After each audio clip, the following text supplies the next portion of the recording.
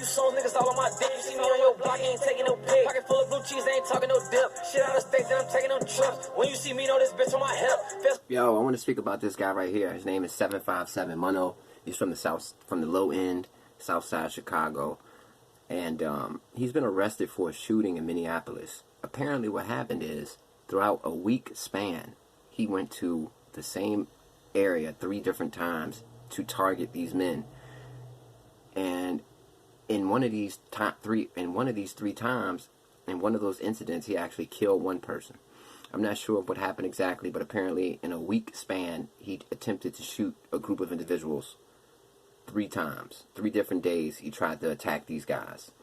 And here's the problem. You know, he's very talented. He's got a lot of views on YouTube. He's got, like, you know, he gets hundreds of thousands of views. So he easily could have converted himself into a mainstream rapper. He had everything that he needed. He got the look. He's got the views. He's got the attention. He's got the right background story that the youth like. And I think it's sad that these guys, you know, who have these aspirations of being a rapper and want to get out the hood, end up falling victim to the hood. It keeps happening. You know, these rappers keep going to the graveyard or they keep going to prison.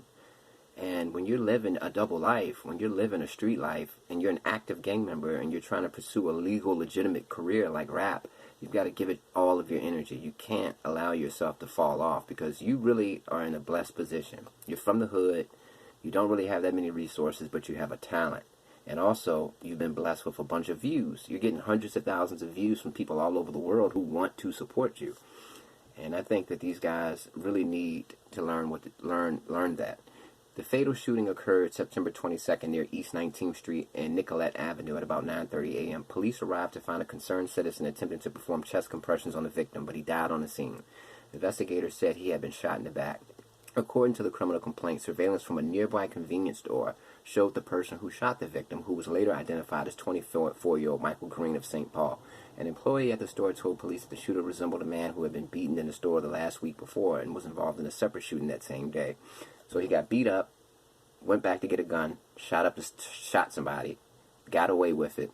Then he came back, left. Then another day he came back again for a 3rd time and killed someone.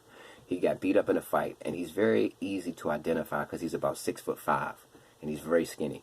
The surveillance video from that day showed the shooter being attacked by a larger man. About 2 hours later, the shooter came back and fired about 20 rounds at the attacker, and others gathered in front of the convenience store. No one was struck in that incident. The next day, the shooter came back and again fired at the group of people in front of the store.